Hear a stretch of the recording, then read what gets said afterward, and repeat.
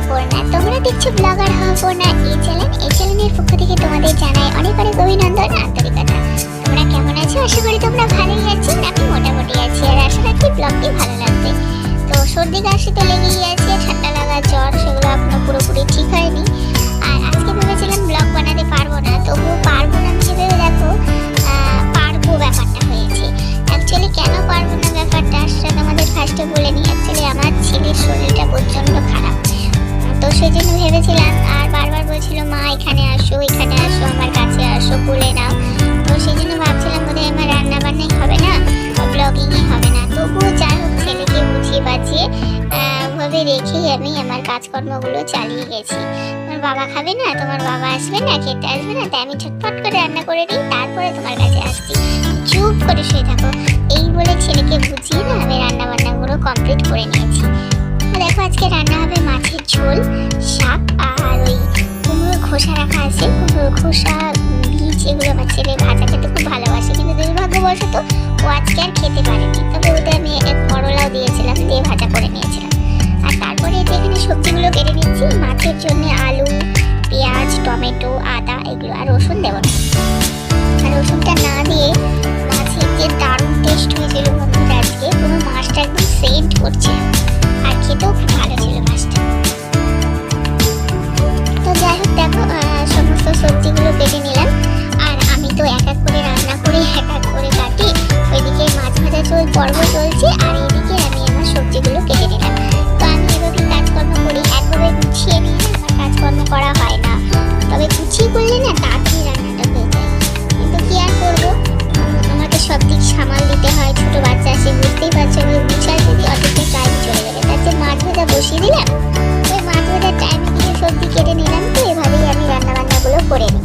তো দেখো মাছটা ভাজা কমপ্লিট, আর ফার্স্টে মাছগুলো না কড়াই লেগে গেছিলো, মানে এত তেল তাকিয়েছি তবুও লেগে গেছিলো, কেন কি জানি। তো যাই হোক, তারপরে এই যে মাছের বড় একটা মাথা, তো সেটাও ভেজে নিলাম। তারপরে এই আলুগুলো দিয়ে দিলাম তেলের মধ্যে, আর কিছু ফোড়ন দিতে মনে ছিল না গো, একদম ভুলে গেছিলাম। তো সেই জন্য আর ইচ্ছাকৃত মনে পড়লেও পরে আলু সরিয়ে দেওয়া যেত, ফোড়নটা দিইনি। তো লবণ হলুদ টমেটো দিয়ে কষিয়ে নিয়ে যে পরে লাল লাল লঙ্কাগুলো দিলাম, আর পেস্ট করে নিয়েছি পেঁয়াজ আর আদা আর জিরে ধনে। দারুণ হয়েছিল মাছের স্বাদটা, লঙ্কার গুঁড়ো দিয়েছিলাম। আর এইভাবে দিয়েই আমি মাছের ঝোলগুলো করে নিয়েছি। তো দেখো এখন ভালোভাবে কষছি, যতক্ষণ না তেল ছাড়া ছাড়া অবস্থা হবে ততক্ষণ পর্যন্ত এই যে কষিয়েই গেছি। তারপরে জল অ্যাড করেছি, এতে যদি আবার গরম জল অ্যাড করতাম না, তাহলে মারাত্মক পরিমাণে আরও টেস্ট হতো। মাছটার এত সুন্দর টেস্ট ছিল, কি আর বলবো। আর দেখো এই যে বাটিতে করে জল আমার মেয়ে এনে দিয়েছিল, রান্নার জল আনতেও ভুলে গেছিলাম, সময় ক্ষেত্রে এরকম হয়ে যায় আমার। তো জল টল গুছিয়ে রাখলে না বেশ সুবিধা, কিন্তু যেহেতু তোলা ছিল না, গোছানো ছিল না, তো এভাবেই মাঝে মাঝে করে নিই। আর আজকে রবিবার, জানো তো আমার মেয়ের স্কুল পাইবে দুটোই ছুটির দিন, তাই আমার এই সুবিধাটা হয়েছে। আর ফার্স্টে বললাম না ব্লগ করবো না, রান্না করবো না, তবুও রান্নাটা হয়েছে কিছুটা আমার মেয়ের জন্য বলতে পারো। যেমন ধরো বিছানাটা মেয়ে তুলে দিয়েছে, জামা কাপড়গুলো ভাঁজ করা ছিল সেগুলো আমার মেয়ে করে দিয়েছে, বোতলে জল ভরাগুলো সেগুলো আমার মেয়ে করেছে। তো সেগুলো আমাকে কিছুই করতে হয়নি, আমি বাসনটা মেজেছি আর ঘরটা মুছেছি, আর আমার ছেলেকে সামাল দিতে হয়েছে ওইদিকে।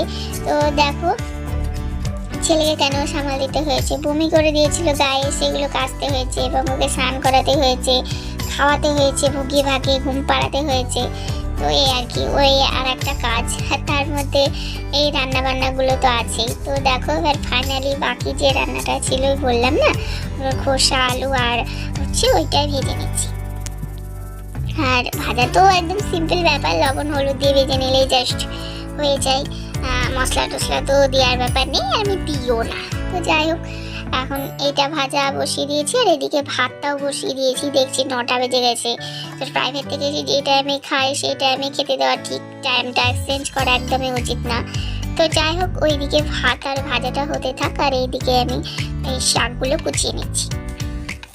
একবার ভাবলাম শাকটা কিছু করবো না, জাস্ট খালি মাছের ঝোল আর ভাত করবো, এতটা ছেলের শরীর খারাপ দেখে। তারপরে আবার ভাবলাম শাকগুলো রেখে দেবো, নাতাবুতা হয়ে যাবে, করেই নিই। তো যাই হোক, ওই দুটো রেসিপি চাপিয়ে এটা কুটে নিলাম, আর ছেলেকে বললাম একটু তুমি ধৈর্য ধরো, একটু কষ্ট করো, আমি আসছি। তো মাঝে মধ্যে যাচ্ছিলাম, মাথায় হাত তুলে দিচ্ছিলাম আর এইভাবে রান্নাটা করছিলাম। বাচ্চা মানুষ তো বুঝতেই পারছো। আর এইদিকে ভাজাটা পুরো কমপ্লিট, এখন নামিয়ে নিচ্ছি আর তারপরে শাকটা বসিয়ে দেবো। আর এই ভাজাটা খেতে দারুণ টেস্ট হয় বন্ধুরা, তোমরা যদি না খেয়ে দেখো অবশ্যই খেয়ে দেখতে পারো। মানে আমার ছেলে তো খুব আনন্দের সহিতই খায়। তো যাই হোক, এখন এই তেলের মধ্যে কাঁচা লঙ্কা আর রসুনটা থেতো করার টাইম পাইনি, তো এই জাস্ট দিয়ে মেরে দেবো একদম। লবণ হলুদ দিয়ে, হলুদটাও দিইনি দেখো, আমি ভুলে গেছি। এখন এডিট করতে দেখে মনে পড়ছে। আর মনে পড়ে কি হবে, যেটা যাওয়ার যেখানে সেখানেই চলে গেছে, মানে পিঠে যাওয়া সেখানে চলে গেছে। তো যাই হোক, তারপরে এই যে বিড়ালের উৎপাতে এই চাদরটা আমাকে কাচতে হলো জানো। তো চাদরটা রেখেছি আর ঘরের মধ্যে বিড়াল এসে এর উপরে ঘুমিয়েছিল আর লোম টোম চারিদিকে লেগেছিল। এবার ছোট বাচ্চা আছে বুঝতেই পারছো, সেই জিনিসটা যদি নিয়ে মুখে দেয়, আর বাচ্চা মানুষ ওদের তো অত শত খেয়াল বুদ্ধি থাকে না, তো সেই জন্যে আমি এবার সাপ দিয়ে কেচেই দিলাম। আর ওইগুলো কাচাকুচি করে নিলাম। আমার ছেলেরও জামা প্যান্ট যেটা বমি করেছিল সেগুলো কেচে নিলাম। আর কেচে নেওয়ার পরে এই যে এখন চলে এসেছি ফাইনালি ঘরটা মুছে নিতে। আর ঘরটা মুছছে, এদিক ওদিকে দেখো কি কি ছড়ানো ছিটানো আছে। এগুলো সব আমার ছেলের কাজ, এগুলো আমার বাড়তি কাজ, যেগুলো আমাকে গোছাতে হয় প্রত্যেক দিনই। মানে আমার গোছানো জিনিস এক মিনিটও স্থির থাকে না, সঙ্গে সঙ্গে উলট পালট হয়ে যায়। কি আর করবো, ছেলের বাল্যকাল তো আর হারাতে দিতে পারি না, তো আমি কষ্ট করি, তাই সেই খেয়ালটা রেখে আমাকে এই কষ্টটা করতে হয়। তো বক্স খাটের তলটা আজকে মুছে নিলাম, কেন জানো তো, এত অতিরিক্ত মশা। কেরোসিন লবণ দিয়ে তলা, বক্স খাটের তলা এবং আলমারির তলা সবটাই মুছেছি, তবুও কিন্তু মশা যায়নি, মনে হচ্ছে আরও বেশি মশা উৎপাত হয়েছে। আর এইখানে বস্তাতে থাকে একটা ব্ল্যাঙ্কেট, আমার মা এসে গায়ে দেয়, আবার ওটা রোদে দিয়ে আবার ওই বস্তাতে ভরে রাখি।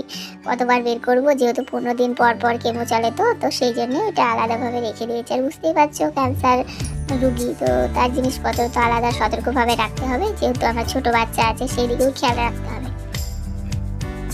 আর দেখো এবার ওই ঘরটা মুছে নিয়ে চলে এসেছি গ্রিল বারান্দাটা মুছে রেখে। আর গ্রিল বারান্দাটা মুছে নিয়ে একদম রান্নাঘরটা মুছে নেবো। আর খাটের তলাটা, মানে চৌকির তলাটা দেখো মুছে নিচ্ছে। আর উপরে ওই যে আমার ছেলে ঘুমোচ্ছে, যাতে পড়ে না যায় তাই এ পাশে 5 বালি দিয়েছি। আর চৌকিতে তো তোমরা জানোই চাদর টাদর পাতি না, এখানে খাওয়া দাওয়া হয়, তো ওই আর কি। আর তারপরে এই জায়গাটা মুছে নিয়েছি, মুছে নিয়ে একদম পা মোছাটা দিয়েই ব্যাস ঘর মোছার কাজ কমপ্লিট। তারপরে ঘরের ফাইনাল লুকটা তোমাদের সঙ্গে একটুখানি শেয়ার করে দিলাম।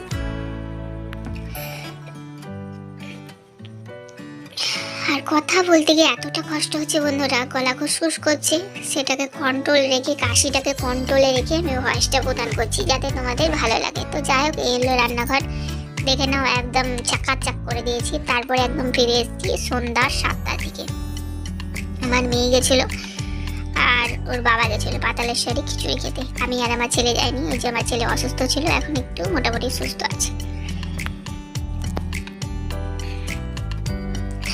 তো দেখো ওরা খিচুড়ি খেয়ে এসছে এবং আমার জন্য 50 টাকা দিয়ে প্যাকিং করা খাবারগুলো নিয়ে এসছে। এখানে আছে খিচুড়ি আর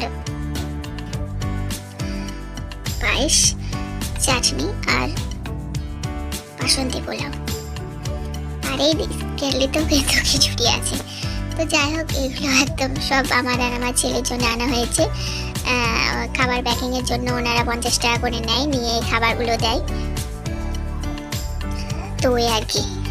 আর তারপরে আর বন্ধুরা কার্টুনই করিনি, দেখে নাও খাবারের ফাইনাল লুকগুলো। দেখতে এত অসাধারণ হয়েছিল, মনে হচ্ছিল এখন দেখে এখনই খেয়ে নিই। যেমন দেখতে অসাধারণ হয়েছিল তেমন কিন্তু খেতেও অসাধারণ হয়েছিল। আমি তো একটুখানি ঢেলে নেওয়ার চেষ্টা করেছিলাম ওই চাটনিটা, কিন্তু তারপরে আবার পুরোবার চাটনির বাটিটা খেয়ে নিয়েছে, আর পায়েসটা আবার ছেলে খেয়েছে, আর কেটের কিছুটা আমি খেয়েছি। আর তারপরে দুধ নিয়েছিলাম, দিয়ে আমার ছেলে মেয়ে যেহেতু দুধ খায়, তো আমার বর আবার লেবু দিয়ে চাল দিয়ে না ছানাটা করছে, তো এটা দিয়ে কালকে তরকারি হয়ে যাবে। যদি পনির হয় তাহলে পনিরের তরকারি, নাহলে আমার মেয়ে ছানা হিসাবে খেয়ে নেবে। আর এখানে আমার মেয়ে পড়তে বসেছে মশারির মধ্যে।